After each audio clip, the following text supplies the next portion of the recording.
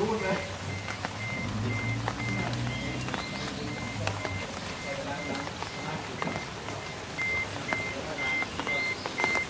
ถ้าโบราณใส่ล้อนี่ก็ดูดีนะคุณ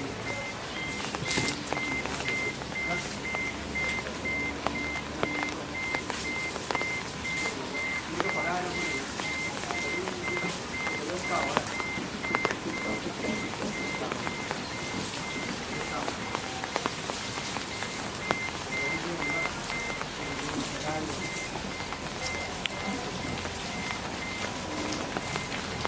ล้วล่างเรามาถอดไปให้ข้างล่างมาถอดมันโอ้โหมันลงเต็มเลยไอ้การที่ของต่างมันเป็นอะไรนั่นแหละเป็นตั้งแล้วนะที่อย่างโบราณ